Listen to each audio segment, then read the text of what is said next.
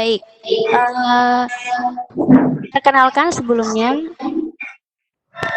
saya Mirna dari Direktorat Pembinaan SMK. Di sini mungkin saya akan membacakan tata tertib untuk video conference.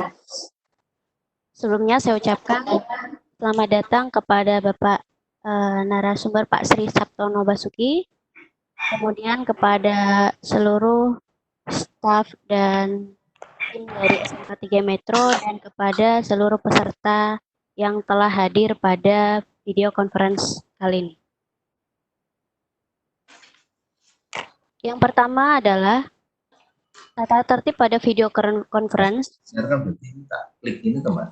Gunakan nama sekolah untuk join ke Webex. Yang kedua, laksanakan akan dimulai tepat waktu. Yang ketiga, dianjurkan menggunakan earphone atau headset agar kualitas suara lebih baik. Selain pembicara, yaitu host dan presenter, diharuskan menonaktifkan mikrofon. Peserta akan diberikan sesi untuk bertanya kepada pemateri dengan cara host menunjuk pembicara dan mengatur sesi tanya jawab. Kepada peserta VCon yang sudah join di grup Telegram, diharapkan untuk melakukan absensi seusai dilaksanakannya sesi tersebut melalui link yang akan diberikan oleh host atau pemateri selambatnya 1 kali 24 jam setelah pelatihan berakhir sebagai tanda kehadiran. Bagi peserta yang memiliki masalah koneksi internet,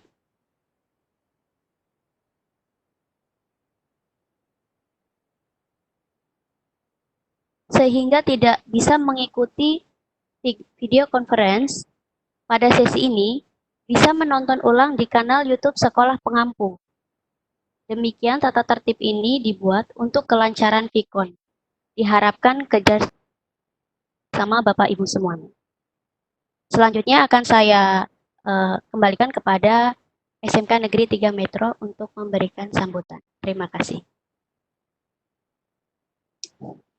Terima kasih, Mbak. Ya. Jadi untuk hari ini kita akan lanjutkan KKGS yang kedua, episode kedua. Hari ini kita narasumbernya adalah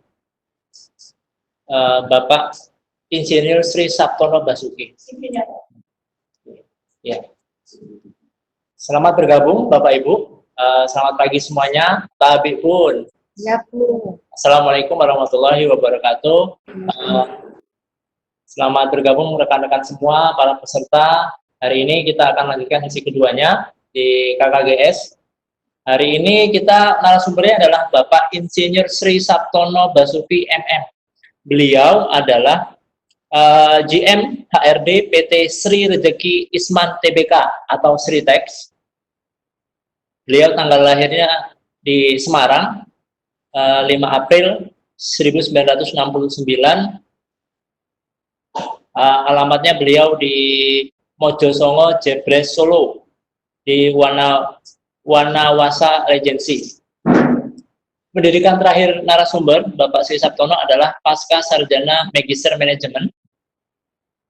Untuk aktivitas beliau selain di PT Sritex, ini adalah Wakil Sekretaris Apindo Surakarta, Wakil Ketua Gerakan Nasional Indonesia Kompeten (GNIK) Solo Raya, Wakil Ketua HR Solo Raya, dan trainer KV Indonesia dan trainer SDN. Untuk pendidikan formalnya, ya, ini banyak sekali nih Pak terkait pendidikan formal dan sertifikasi yang sudah diraih, yang nggak perlu saya bacakan semuanya. Saya ambil yang kira-kira nih.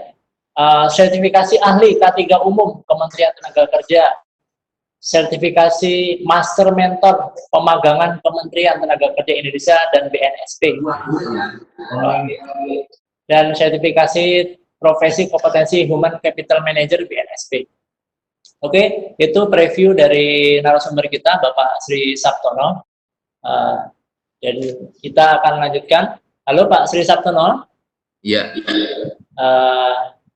Silakan Pak, kita mulai saja untuk kegiatan hari ini. Monggo. Selama 1 jam, tapi nanti ada sesi untuk tanya jawab Pak. Ya, sekitar 30-40 menit lah. Monggo Pak Sri Saptono.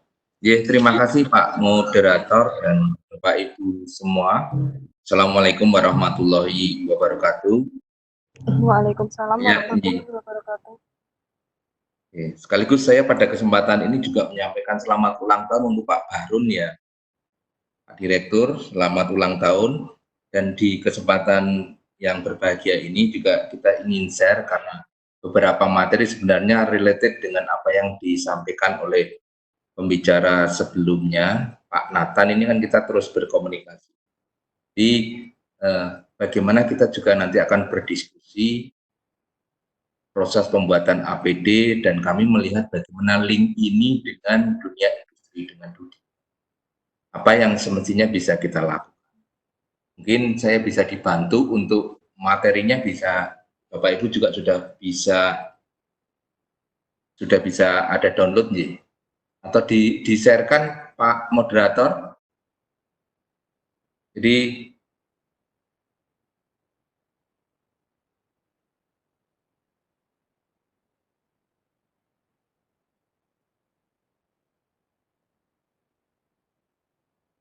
halo.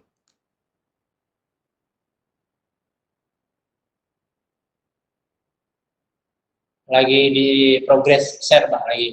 Oh, iya. Ya. Jadi ya. Jadi secara umum memang yang menjadi dasar ketika kita ingin membuat APD ataupun alat pelindung diri, ya ada beberapa hal yang menjadi dasar. Tentunya yang kalau sekarang sedang ramai dengan COVID, ya apa yang menjadi standar dari gugus tugas COVID-19 ini yang kita ingin sampaikan. Sebelum ke masker, mohon berkenan untuk APD ini diklik Pak. Ada tulisan APD itu mohon diklik. Jadi kita ingin menyampaikan ini hyperlink standar ini juga kemarin juga sudah diunggah oleh Pak Nathan.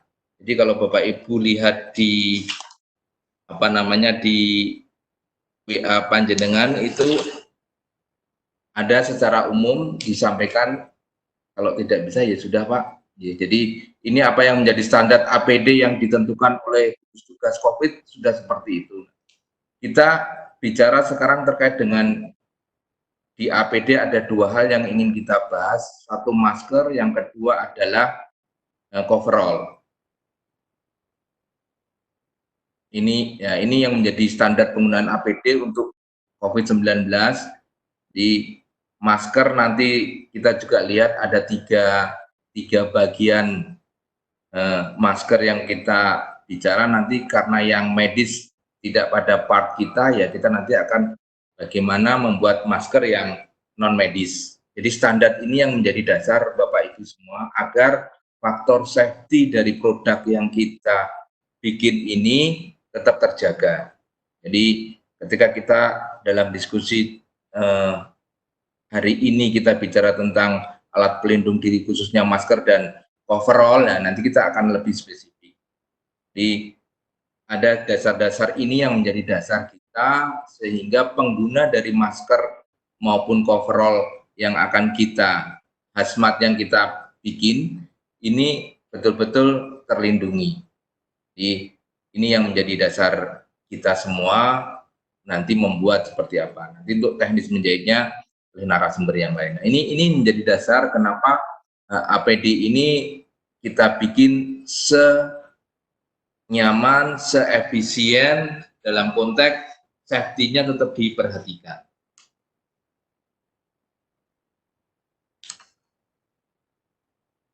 Kemudian ketika kita bicara masker, Pak Ibu semua tentu sudah bisa melihat yang betul-betul fungsi dari masker yang kita banyak lihat selama ini hanya pada poin yang cloud max, jadi keep warm, dan juga yang sponmal yang lebih ke arah fashion ini, tetapi fungsi apa namanya pencegahan terhadap kesehatannya itu relatif rendah. Kami mendorong agar kita bisa membuat minimal yang FFP1, jadi kemampuan dari masker itu mampu untuk isolate suspended particle. Nah, ini yang kita dorong. Jadi masker non medis yang akan kita bikin adalah yang standarnya mampu menekan virus sampai 95%. Kemudian debunya bisa sampai yang 80%. Ini adalah masker yang 3M itu, Bapak Ibu, yang nomor 3. Kalau N95 ya itu sudah kaitan. Tapi dengan material yang kita bisa dorong, maka yang FFP1 ini yang bisa menjadi standar kita. Kalau hanya sekedar masker biasa yang safety-nya juga masih 50-50, ya mungkin yang selama ini kita lihat kecenderungannya yang dipakai adalah yang keep warm dan masker fashion yang dari apa namanya bahan knitting. Nah, ini monggo nanti ini kita cermati. Kita ingin masuk di posisi yang mana. Kalau misalkan kita ingin yang fashion, tetapi faktor safety-nya bisa kita perhatikan, berarti ada lapisan yang lain yang bisa kita dorong sehingga minimal masker itu juga bisa betul-betul efektif untuk melindungi kita. Nah, ini dari fungsi maskernya sendiri yang akan kita bikin, kita mengacu yang mana? Yang jelas 1, 2, kemudian yang keempat ini lebih banyak dibikin oleh industri yang mengarah untuk alat-alat kesehatan. Jadi memang material-material ini ya paling enggak ketika Bapak Ibu SMK ingin membuat produk massal, ya komunikasi juga dengan penyedia bahan baku ini yang khususnya related dengan kesehatan. Jadi ini yang harus kita perhatikan terkait dengan masker. Kemudian tentunya ketika proses berikutnya ke slide berikutnya Pak, jadi akan menimbulkan pertanyaan Bapak Ibu ketika kita nanti pembelajaran ini apakah hanya sekedar kita bikin prototipe atau ingin kita kembangkan lebih luas lagi. Ya, ada beberapa mungkin link and match yang bisa kita bangun terkait dengan masker maupun overall. Lanjut Pak.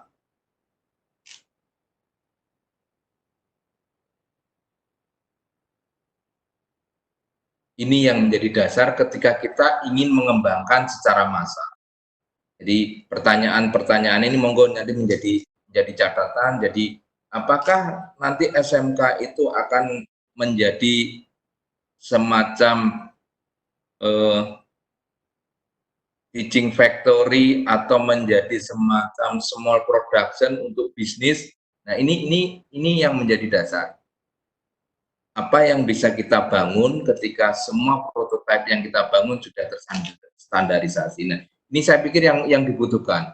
Ketika di samping kita menyiapkan anak-anak untuk punya kompeten membuat produk masker ataupun coverall hazmat nanti, paling enggak SMK juga bisa punya brand.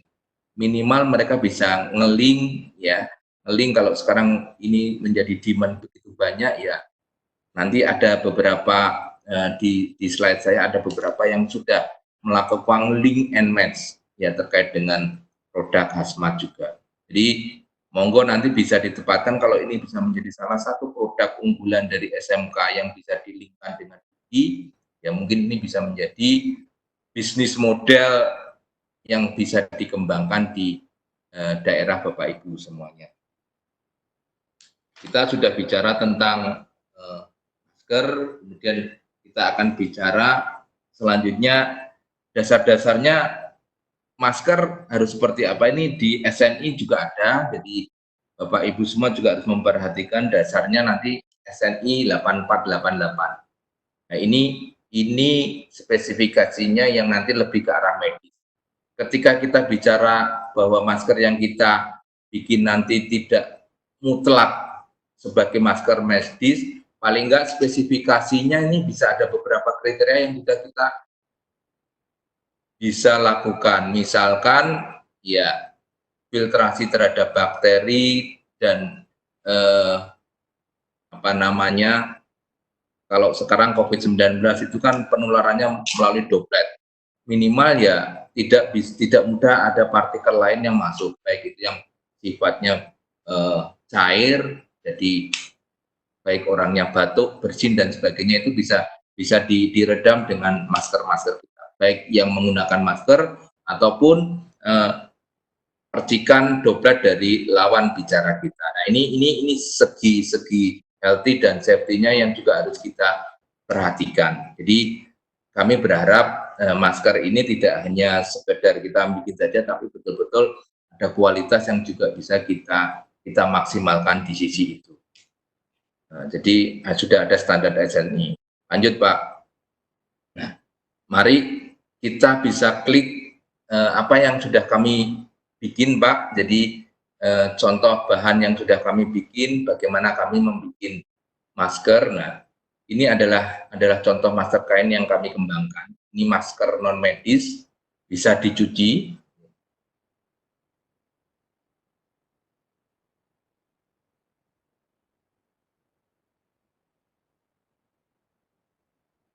Ini ada lapisan anti airnya di luar, kemudian juga kita pakai antibakteri, sehingga dengan dicuci 10 kali pun masih safe bagi pengguna masker ini. Masker yang kami bikin ini 2 lapis, bahannya dari kain cotton, jadi ada posisi di muka dan di belakang yang memang berbeda. Kemudian ada karet elastis yang Bapak Ibu semua sudah pirsa, dan ini menjadi faktor kenyamanan dari pengguna masker ini juga kita perhatikan. Kenapa kita bikin ini anti air, ya biar tidak percikan masuk ke kita. Ya, masuk ke kita bisa merembes dan sebagainya. Ini salah satu kenapa fungsi dari masker melindungi itu betul-betul kita tekankan. Ini salah satu bahan yang kita kembangkan. Nanti bisa dikembangkan, jadi istilah waterproof ini betul-betul menjadi salah satu spesifikasi untuk safety dari masker yang akan kita buat.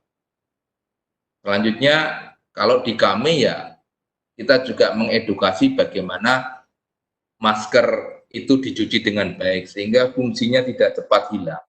Dengan asumsi setelah 10 kali cuci pun masih kita harapkan masker ini bisa melindungi dari yang memakainya.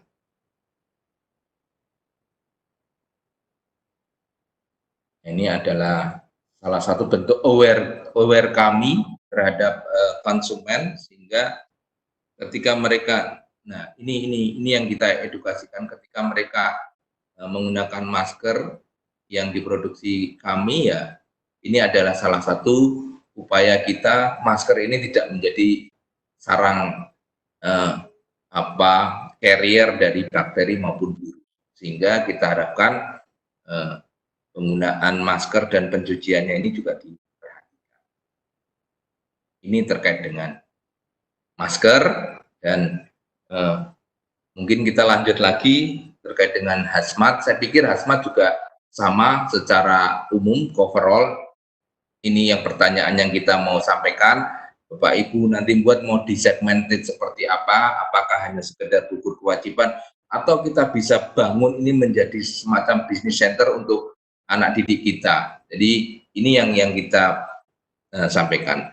Kemudian yang juga sudah disampaikan oleh narasumber yang lain, bahwa ada beberapa hal yang menjadi dasar pertimbangan kita agar produk-produk itu bisa lebih aman, lebih nyaman, kan gitu, tidak memberikan istilahnya dampak, khususnya kalau overall ini kan kita lihat beberapa tenaga medis kita juga rentan sekali, apalagi kalau alat pelindung dirinya ternyata tidak seaman yang dibayangkan oleh mereka. Jadi ini yang kita harapkan jadi tanggung jawab secara moral, bahwa produk yang kita bikin, hazmat yang kita bikin, ataupun masker yang kita bikin betul-betul bisa merupakan safety bagi penggunanya. Jadi ada 3 hal yang spesifikasi mungkin yang kita tetapkan karena ini belum menjadi kekhususan, bahwa fungsi dari hazmat itu ya ada standar yang harus kita perhatikan, apakah itu SNI atau dari Dinas Kesehatan yang menjadi standar harus kita tetap perhatikan. Yang paling mengetahui lebih detail itu teman-teman dari ID, sehingga mereka akan lebih nyaman kalau coverallnya seperti ini, kalau maskernya seperti itu. Kemudian kenyamanan dari hazmat itu sendiri, Bapak Ibu kemarin juga narasumber yang lain, dalam hal ini Pak Nathan juga, materialnya juga harus kita perhatikan. Ya, ada beberapa dari Bapak Ibu yang mengatakan jangan sampai kita sudah capek-capek jahit, tetapi overall ini tidak bisa maksimal kita dedikasikan. Karena apa ya? Karena materialnya tidak support sebagai safety. Nah ini monggo nanti ketika kita ingin membuat ini menjadi lebih luas lagi, ya ini yang kita perhatikan. Bapak Ibu, kita lihat contoh apa yang sudah dibikin oleh kami industri, dan juga nanti ada beberapa hazmat umum yang bisa menjadi pembanding pertimbangan ini. Mohon bisa diklik yang terkait dengan Sritek karena ini industri. Nah ini yang kita coba acu di hazmat Sritek dan spesifikasinya yang dibuat itu seperti apa. Ini yang kita harapkan.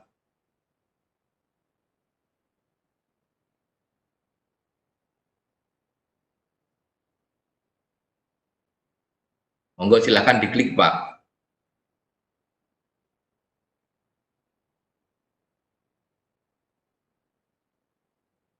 Nah ini salah satu yang kita harapkan.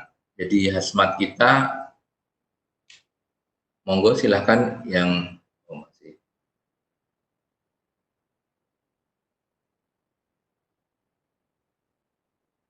jadi kita ingin coba spesifikasinya, contohnya seperti yang di Sritek ini adalah ada beberapa produk kami untuk coverall memang dari polyester.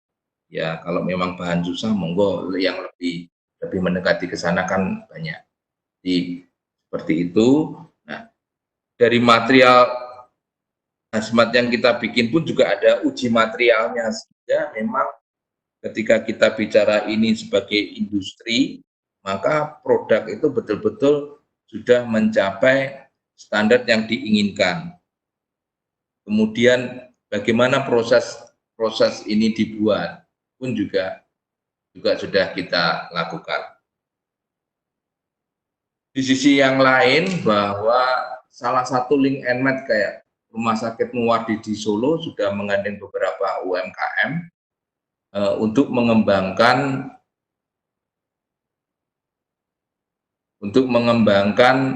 hazmat ini.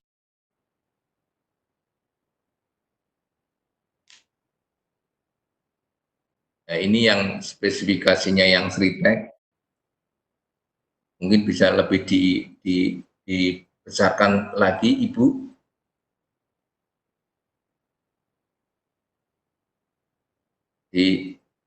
Ini betul kita harapkan safety-nya juga diperhitungkan karena ini industri, maka ada standar-standar tertentu yang harus dilewati. Nah, standar-standar ini ada di summary, itu ada jelas bahwa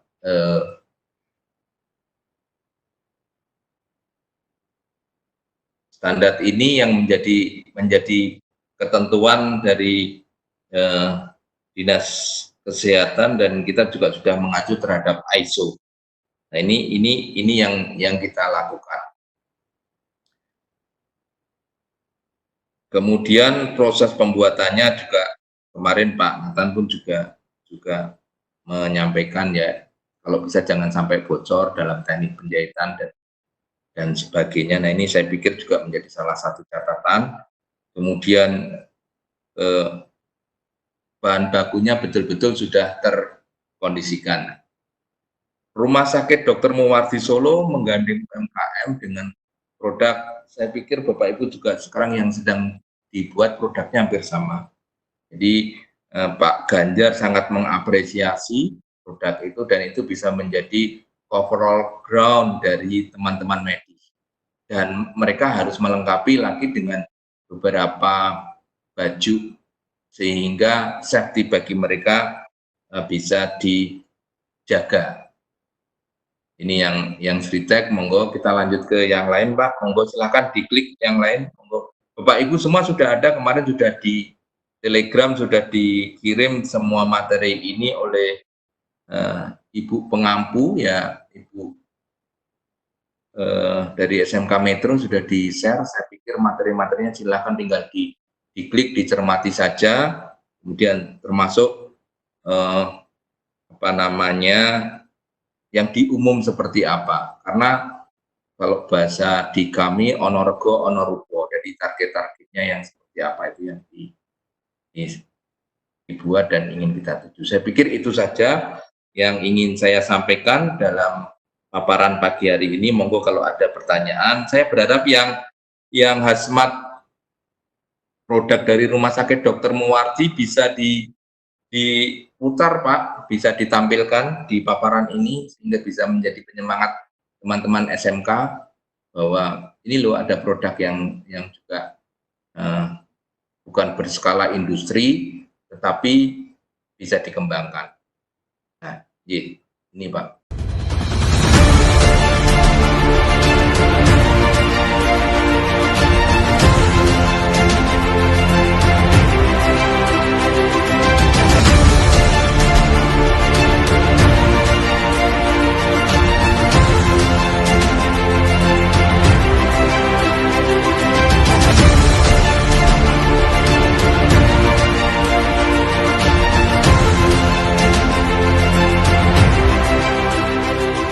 Alat ini menjadi alat yang sangat ramai dibicarakan, dicari sampai ada yang marah-marah. Dan ini Rumah Sakit Muwardi dengan kreatif membuat sendiri. Harganya jauh lebih murah. Maka kepada rumah sakit yang ada di Jawa Tengah, Anda boleh kontak ke Dinas Kesehatan Provinsi agar kita menyiapkan dengan baik. Kita di daerah membantu pusat, jangan membebani pusat. Dengan cara apa? Kita mesti inovatif, mesti kreatif dengan cara yang seperti ini. Jadi ini jadi penyemangat Bapak Ibu, jadi monggo link and match-nya ndak usah kita masuk di marketplace meskipun itu sudah banyak, monggo kalau mau masuk ke sana, tetapi paling enggak di kabupaten kota kita kan ada rumah sakit yang bisa menjadi bentuk kemitraan. Saya pikir nanti SMK Tata Busana ini bisa mempelopori. Ini adalah tester kami terhadap material, kami memperbandingkan apa yang ada di pasar dengan produk kami.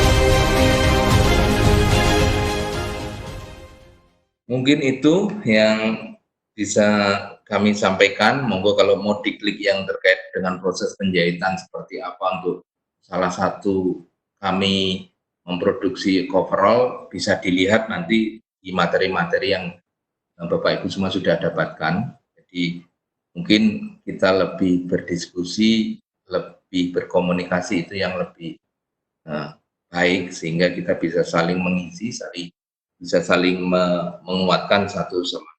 Mungkin itu saja yang ingin saya sampaikan. Terima kasih untuk perhatiannya. Mohon maaf bila ada beberapa hal yang kurang berkenan. Waktu kami kembalikan kepada moderator. Wassalamualaikum warahmatullahi wabarakatuh. Waalaikumsalam warahmatullahi wabarakatuh. Luar biasa sekali Pak materinya. Kita juga sangat-sangat ya informatif lah buat kami. Ternyata standar-standar yang perlu kita siapkan terkait dengan produk ini, juga perlu kita perhatikan prosesnya, terkait juga bagaimana membuat biar tetap safety and healthy-nya gitu ya Pak Sri Saptana. Betul Pak.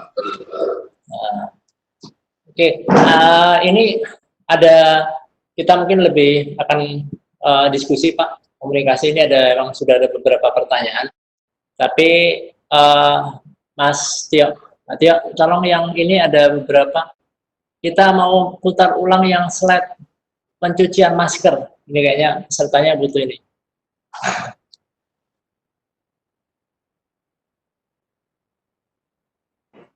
Masker itu nomor 3. Nomor 3. Nah, ikonnya beda ya. Tampil.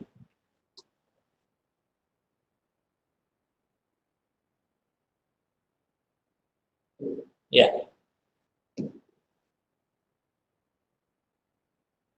Kalau PDF ya agak susah ya. PDF. Ya. Ini tadi ada peserta yang bertanya terkait dengan ini, Pak. Jadi produknya Sritek ini kan cara cuci maskernya sudah ada panduannya, ya kan? Iya. Dianjurkan cuci terlebih dahulu sebelum dipakai. Ada yang direndam dengan air hangat sampai dengan suhu 40 derajat Celcius. Pakai deterjen bisa tanpa kandungan pemutih. Terus ini ada dikeringkan atau dijemur dengan kekuatan low di bawah 80 derajat Celcius. Wajib disetrika sebelum dipakai dengan tingkat panas sedang. Terus disimpan di tempat yang kering dan bersih. Dan bisa dicuci hingga 10 kali untuk performa yang optimal. Ini emang sudah di launching di pasaran Pak ya? Iya. Di Lampung belum sampai, nggak ada.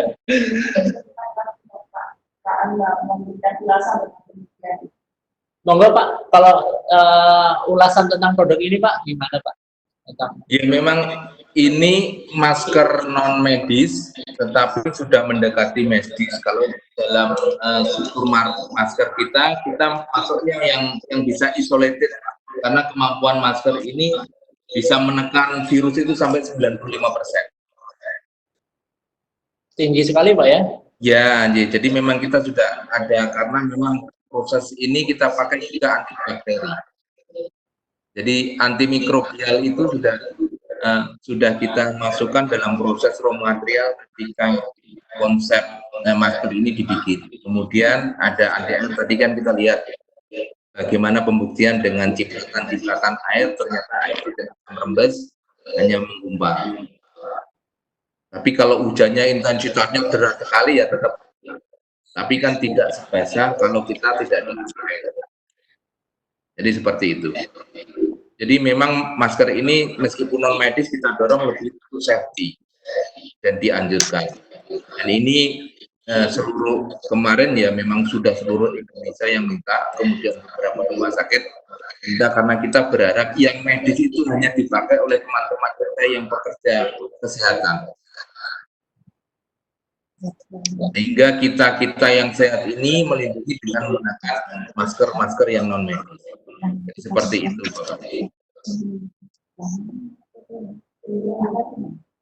Oke Pak, terima kasih. Mbak Isi, ada yang berdiskusi? Peserta? Yang mana Pak? Ya, oke. Sini ada peserta yang bertanya lagi.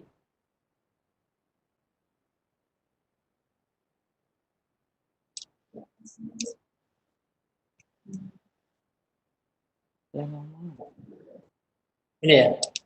Ada Mas.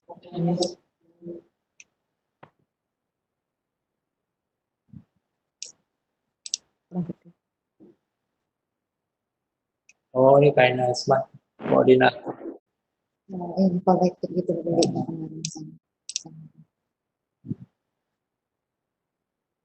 Ini ya? Ini ada yang bertanya Pak Sri Saptono. Boleh Pak, silakan. Dari Ibu Ewit Dharma di Hasma. Tadi Pertanyaan begini, tadi disampaikan masker dibuat dari bahan katun, dan yang jadi pertanyaan saya, bagaimana cara kain tersebut bisa menjadi kedap air atau anti air itu, Pak? Cara kain katun. Iya. Jadi memang ada perlakuan kimia dan proses pertenunan kain katun ini, ya. Jadi di proses awal raw materialnya sudah kita setting bahwa ini anti air, kan gitu, Nji. Jadi di awal membuatnya sudah diniatkan ke sana, sehingga proses ketika jadi kain pun ya kita melakukan dan menambahkan ada beberapa material yang kimia yang ramah dan melindungi terhadap konsumen, diantaranya yang bakteri dan anti air. Bagaimana dua nilai ini tidak merugikan ke karyawan, tidak merugikan ke konsumen, tapi memberikan kemanfaatan yang maksimal. Standar kimia yang kita bangun itu sudah standar kebutuhan Eropa, karena kita setiap tahun harus report ke Ecotech bahwa kimia yang kita gunakan dalam industri kami adalah betul-betul tidak hanya ramah lingkungan, tetapi juga ramah terhadap konsumen. Konsumen itu bisa jadi benda ataupun manusia pengguna. Jadi kami sudah sertifikasi, spesifikasi sampai ke sana, Pak. Jadi prosesnya tidak hanya di kimia yang kita tambahkan, tapi dari proses benang dan kainnya memang kita dorong agar kerapatan air itu kuat. Maka salah satu tadi testernya karena pressure terhadap tekanan itu kita juga gunakan. Jadi ada 2 lapis yang kainnya punya kemampuan untuk bisa mengurangi pressure tekanan, baik itu air ataupun partikel yang lain, tetapi kita coating, kita lapisi lagi dengan bahan yang anti air. Seperti itu, Pak. Terima kasih banyak, Pak. Ini juga ada pertanyaan dari Ibu Sri Astuti Wonosari, Pak. Wonosari, Jogja, Gunung Kidul. Ya, apabila digunakan untuk membuat masker, apakah lapisan bagian dalamnya juga menggunakan kain yang sama atau berbeda? Jika digunakan untuk coverall, kainnya cukup 1 lapis atau diberi lapisan lagi? Iya, kalau untuk masker, karena kita 2 lapis, tentunya seperti ini ya. Ini lapisan di awal, ini yang masker Sritech di luar, dan ini yang dalam. Yang dalam itu katunnya lebih lembut. Ya, lapisan yang dipakai nanti mendekat dengan hidung bahkan itu lebih lembut dan cenderung seperti kain flanel, kain yang untuk bayi-bayi itu ya, semacam kain flanel tapi katun, jadi lebih nyaman di kita. Di lapisan kain flanel yang luar ini yang langsung berhadapan itu yang lebih banyak di katun yang lebih lengket. Jadi memang ini kainnya sama-sama katun, tetapi spesifikasinya beda antara yang depan dalam ini lapisan pertama dan yang lapisan kedua. Jadi seperti itu. Ini masalah kenyamanan dan juga safety yang kita pakai. Jadi seperti itu, Bu, dari Wonosari. Oke, makasih Pak. Bu Sri Astuti sudah dijawab. Ini juga. Kalau untuk coverallnya itu sudah sangat banyak. Biasanya kalau nanti yang contohnya yang di Muardi, ya, contohnya yang di Muardi itu mereka masih menggunakan lapisan yang lama. Jadi coverall yang bond itu kemudian ada lapisan-lapisan yang lain yang sesuai dengan standar tugas COVID sehingga mereka aman. Jadi seperti itu. Nah, kita juga menyarankan ada protokol kesehatan ketika memakai coverall atau apa. Ada kejelasan informasi ketika coverall yang kita bikin nanti akan seperti ini. Tadi di Sritech juga sudah disampaikan ini loh. Ini proteksi terhadap ini. Kan gitu. Tetapi mukanya kan tidak. Maka ada beberapa teman yang menyarankan untuk di depan ada semacam kayak plastik ataupun kaca yang nanti bisa menekan droplet seperti itu, model seperti helm. Dan ini adalah beberapa pengembangan dan inovasi yang terus dilakukan oleh teman-teman. Dengan COVID seperti ini kita tidak tahu ke depan nanti moga-moga tidak ada lagi lah. Tetapi dari kejadian ini kita banyak belajar. Ternyata kita masih kedodoran untuk mencukupi kebutuhan alat pelindung diri.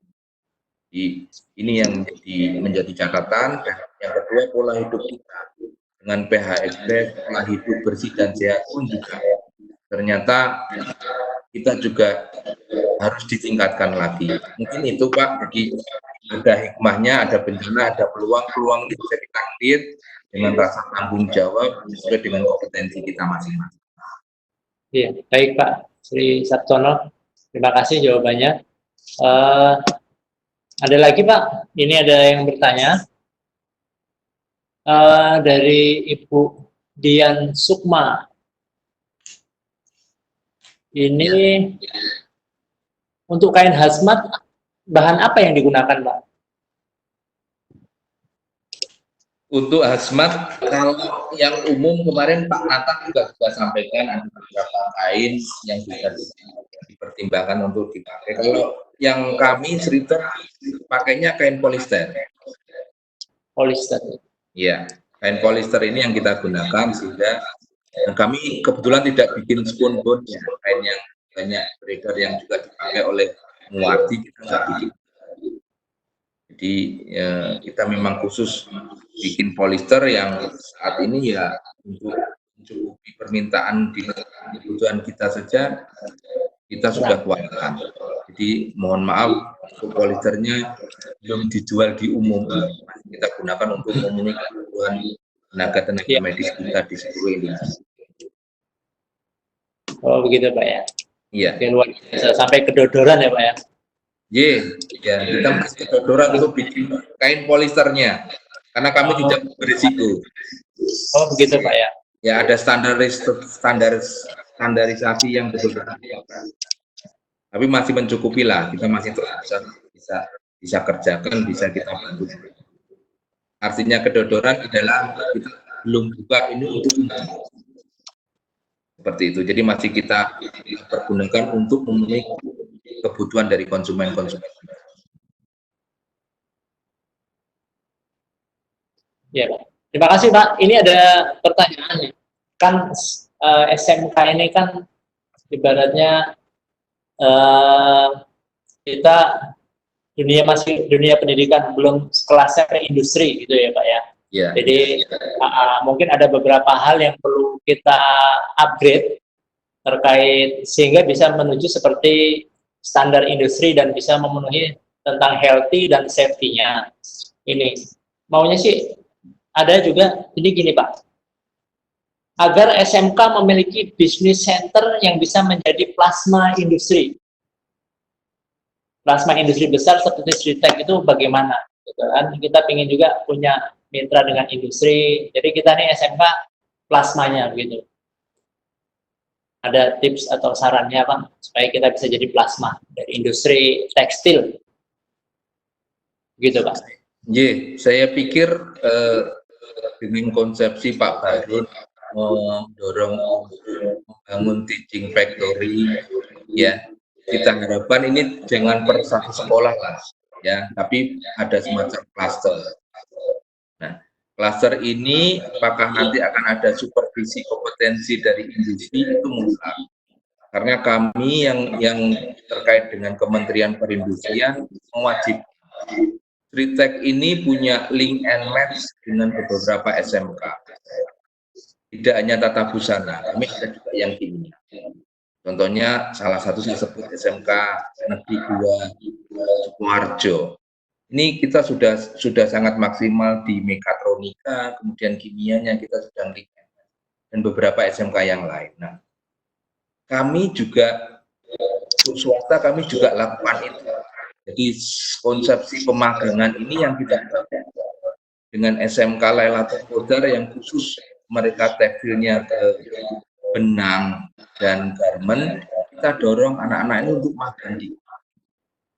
Dan ketika mereka sesuai dengan standar industri, proses pemagangan ini mereka selesai dan kembali ke sekolah, ketika lulus mereka ya dengan senang hati merekrut mereka.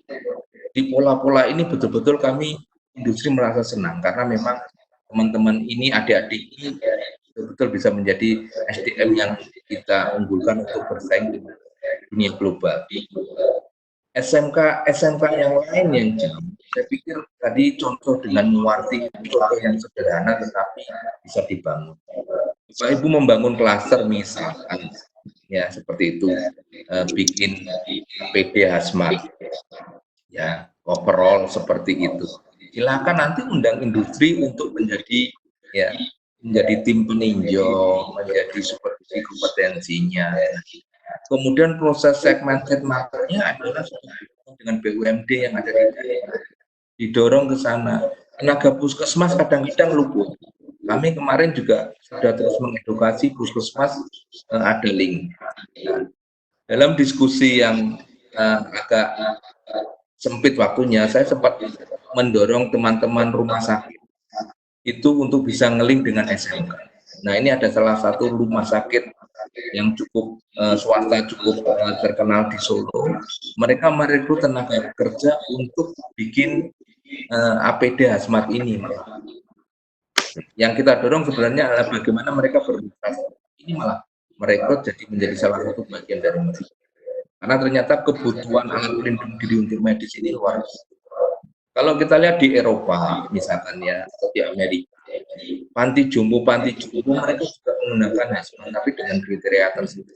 Ini sebenarnya peluang bisnis yang bisa kita inisiasi bersama.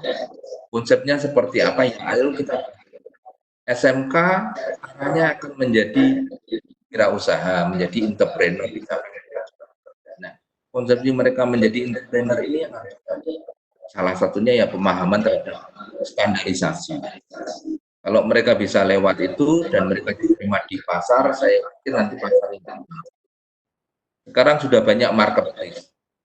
Bagaimana kita menjaga kualitas kita sehingga kualitas produk kita dicari oleh konsumen. Mungkin itu kuncinya. Jadi silahkan link and match ini menjadi salah satu kesempatan yang selalu ada peluang, selalu ada kesempatan bagi orang-orang yang kreatif dan inovatif. Mungkin itu, Pak.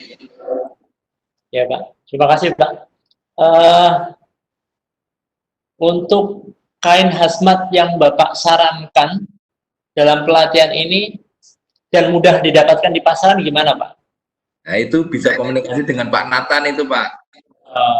Oke, iya, langsung komunikasi dengan Pak Nathan, nanti kan terkait dengan jahitnya. Iya. Biar mudah didapatkan. Oh, iya. Ini safety-nya juga. Ya, ini stepnya akan berkembang. Jadi gini, ketika kita industri ini kita menyamakan persepsi, oh ini standarnya seperti ini. Kemudian step yang kedua, oke, kita bicara ini akan masuk ke industri. Oke, ada beberapa kriteria di industri yang harus dipahamkan yang diinginkan oleh market. Ya, yang diinginkan oleh market. Kita tidak ingin dengan diskusi ini ternyata kita bikin produk yang bodong. Ya, bikin produk yang tidak memberikan nilai value terhadap konsumennya, kita enggak. Tapi ini proses belajar. Step yang kita lakukan itu proses belajar. Pak Nathan nanti juga akan bagaimana konsep menjahit agar tidak terjadi misalkan gitu ya jahitan yang justru tidak memberikan safety terhadap penggunanya. Jadi hal-hal yang seperti ini yang nanti akan saya pikir disampaikan oleh pembicara. Jadi kami pembicara ini saling melengkapi. Ya, saling mendorong satu sama lain sehingga ya produk-produk yang nanti pada step berikutnya, ini kan baru step awal nih, step berikutnya kan masih ini terus berkelanjutan, ini yang harus kita perhatikan. Jadi seperti itu, Pak. Jadi saya tertarik sama videonya Pak Ganjar tadi, Pak. Ya. Videonya Pak Ganjar itu bahannya bahan apa itu, Pak? Itu yang Slitek ya, Pak ya? Bukan, itu apa namanya, bahannya itu bisa dipakai umum. Itu bisa beli di pasaran, itu yang disarankan. Spunbond itu kan bisa dibeli di pasaran. Oh iya, Pak. Spunbond ya. Iya, iya. Oke, Pak. Ini ada chat juga, Pak. Ini terkait dengan perlakuan gini. apa proses menjahit coverall Sritek juga menggunakan mesin jahit? Karena saya pernah mendengar bahwa proses menjahit coverall menggunakan sealer untuk syarat safety. Ini dari Ibu Octavia Devi dari SMKN Negeri 1 Kalinyamatan. Ibu, jadi segmented yang ingin Ibu capai yang seperti apa? Ya, jadi kita bicara segmented. Kalau kita bicaranya hanya di industri yang dimuat itu tidak pakai mesin yang Ibu sampaikan tadi. Jadi yang kalau Pak Nathan sampaikan harganya sampai 85 juta, tidak, yang dibuat untuk overall yang dipakai oleh rumah sakit muat itu tidak pakai mesin yang harganya 55 juta, 85 juta. Mereka tetap pakai mesin dengan double needle dan single needle. Ada beberapa yang seperti itu. Tapi produk mereka disampaikan bahwa ini tingkat safety-nya harus dipakai dengan lapisan yang lain. Artinya keterus-terangan yang seperti ini yang kita dorong. Begitu, Pak. Iya, Pak. Terima kasih, Pak. Isi? Isi sendiri ya? Nah, sendiri ada nggak? Cukup. Ya, ini Bu, lagi saja. Saya bacakan dulu, Pak. Ini ada chat juga yang masuk bertanya.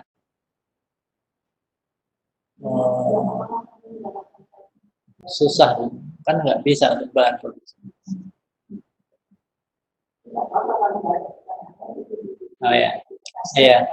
Ini juga Pak, ada yang kayaknya banyak teman-teman peserta ini yang berminat mendapatkan kain dari Sritek nih Pak. Jadi, ada yang bertanya, apakah kami bisa mendapatkan kain untuk pembuatan masker yang diproduksi oleh Sritek? Karena kami di Tarakan, Kalimantan Utara, kesulitan mendapatkan kain yang memenuhi standar produk. Gitu Pak. Banyak udah langsung banyak yang minat ini Pak bahannya ini. Coba Monggo, Pak. Ya, saya komunikasikan ke bagian produksi.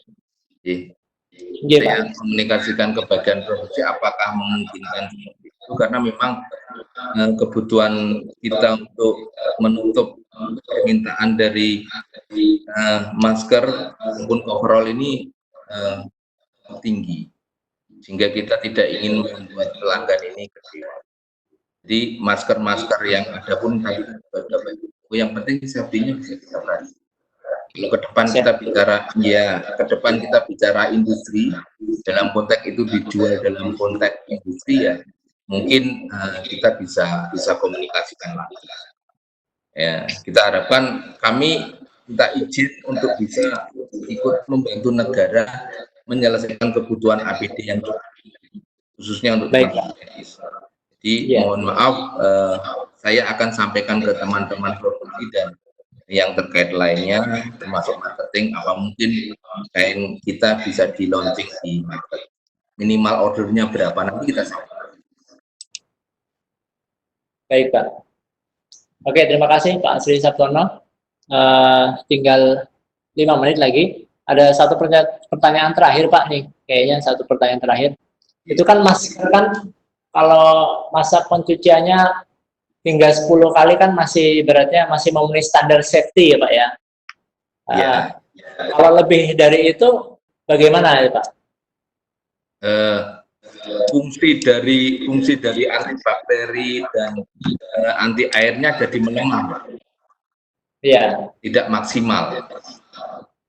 Jadi nanti akhirnya fungsinya menjadi masker yang sama seperti masker-masker yang misalkan yang kainnya dari knitting kaos, semacam kaos yang lebih ke fashionable. Jadi ada penurunan kemampuan fungsi, itu saja. Jadi secara umum seperti itu. Jadi fungsi antibakterinya tidak lagi maksimal.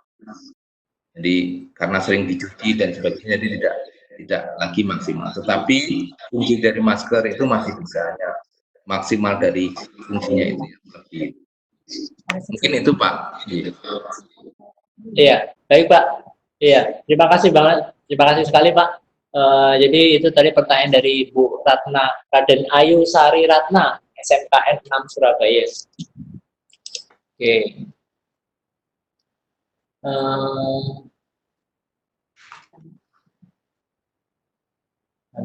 Pertanyaan bersama.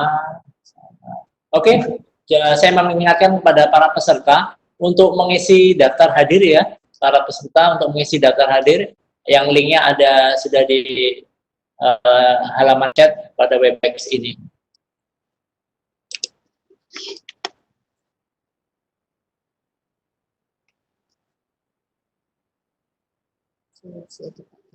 Yang mana? Kata-kata kan peserta semua daerah minta dikoordinir. Iya. Ada lagi Pak? Kalau tidak, ini kebetulan saya dapat telepon dari Presiden Direktur untuk segera ikut meeting. Siapa? Lain juga. Okay. Jadi kalau tidak ada, saya izin untuk off karena saya geser untuk meeting yang lain. Terima kasih banyak Pak, terima kasih sekali atas materinya yang luar biasa. Jadi kami dapat insight baru, pemahaman baru terkait dengan masker, APD, dan bahan-bahan maupun prosesnya. Luar biasa sekali, bagaimana kami juga bisa menjadikan SMK itu mudah-mudahan bisa berkontribusi kepada masyarakat, tapi dengan mempertimbangkan safety dan layak industri, sehingga bisa berkontribusi. Begitu Pak, terima kasih sekali. Monggo Pak, jenengan bisa pamit duluan. Oh iya, terima kasih Bapak Ibu, saya mohon izin karena ini harus ada meeting berikutnya. Jadi saya minta maaf, monggo itu kan sudah ada Telegram, ada pertanyaan-pertanyaan yang lain itu baik nanti lewat SMK 3 Metro untuk menginisiasi ataupun langsung monggo kita akan nanti menjawab. Itu Pak, terima kasih. Wassalamualaikum warahmatullahi wabarakatuh. Waalaikumsalam warahmatullahi wabarakatuh. Ya, oke, para peserta. Jadi saat ini juga sesi kita pertemuan kedua sudah selesai, dan nanti mungkin komunikasi dan diskusi kita bisa lanjutkan pada channel Telegram saja. Jadi kayaknya paling banyak pembahasan mengenai bagaimana mendapatkan bahan ya. Ya, nanti kita akan koordinir bagaimana langkah selanjutnya. Karena emang kita juga perlu berkomunikasi yang baik dengan pihak lain. Begitu Bapak Ibu, pada seluruh peserta, terima kasih atas keikutsertaannya hari ini. Sebagai moderator, kalau ada yang salah, mohon dimaafkan. Kurang lebihnya, nanti kita bisa lanjutkan ke diskusi di Telegram. Terima kasih. Sampai bertemu ke pertemuan berikutnya pada hari Selasa. Gitu. Kami akhiri. Wassalamualaikum warahmatullahi wabarakatuh. Ya, channel. Change.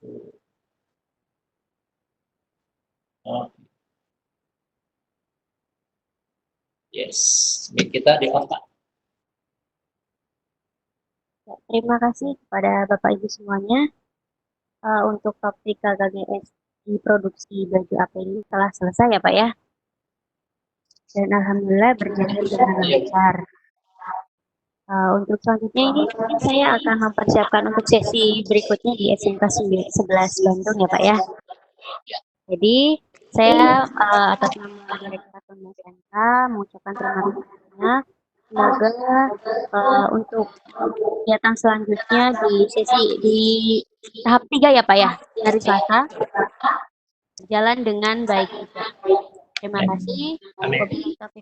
Wassalamualaikum warahmatullahi wabarakatuh.